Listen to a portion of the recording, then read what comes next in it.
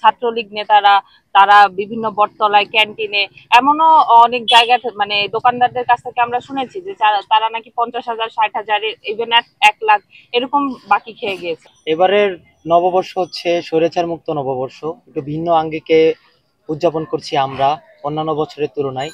বাংলাদেশ গণতান্ত্রিক ছাত্র সংসদ জাহাঙ্গীরনগর বিশ্ববিদ্যালয়ের আয়োজনে এবারের পয়লা বৈশাখ উদযাপনের জন্য আমরা একটি ভিন্নধর্মী উদ্যোগ গ্রহণ করছি।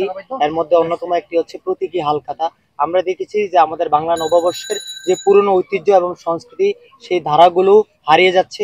সেই ধারাগুলোকে যাতে বাঁচিয়ে রাখা যায় এবং অব্যাহত রাখা যায়, এর জন্য আমরা উদ্যোগ নিয়েছি।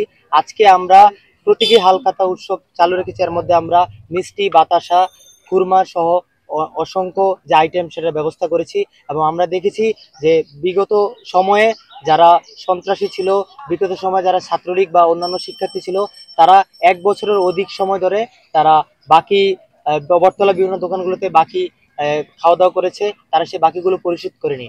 আমরা এই উদ্যোগটা নিয়েছি যাতে তারা বাকিগুলো পরিশোধ করে, যারা দোকানদাররা বাকি পরিশোধ হবে তারাই এখানে এসে হালখাতায় তারা নাম লেখাবে এবং তারা এই মিষ্টি মুখ করবে। আমরা চাই আমাদের এই বাংলার সংস্কৃতি অব্যাহত থাকুক এবং বিদেশের বাইরে, দেশের বাইরে আমাদের এই সংস্কৃতি চলমান থাকুক। নতুন বাংলাদেশের প্রথম নববর্ষ এবং আমরা চেষ্টা করছি যে আমাদের গত 15 বছরের যত কালিমাময় ও ইতিহাস আছে আমরা সেই সবগুলোকে বিদায় জানিয়ে আমরা নতুন ভাবে শুরু করতে চাচ্ছি। সেই জায়গাটা থেকে আজকে আমাদের এই প্রতীকী হালখাতার অনুষ্ঠানটি আমরা আয়োজন করেছি। যে জায়গাগুলোতে ভাই একটু আগেই বললেন যে বিভিন্ন সময় দেখা গিয়েছে যে ছাত্রলীগ নেতারা তারা বিভিন্ন বটতলায় ক্যান্টিনে এমনও অনেক জায়গা মানে দোকানদারদের কাছ থেকে আমরা শুনেছি যে তারা নাকি 50,000 60,000 ইভেন 1 লাখ এরকম বাকি খেয়ে গিয়েছে।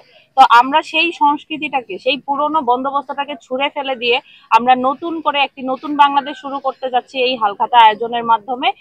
আমাদের সাধারণ শিক্ষার্থীদেরকে এবং পুরো দেশবাসীকে একটি মেসেজ দেওয়ার আমরা চেষ্টা করছি যে আমরা আর সেই পুরনো বন্দোবস্ত চাই না। আমরা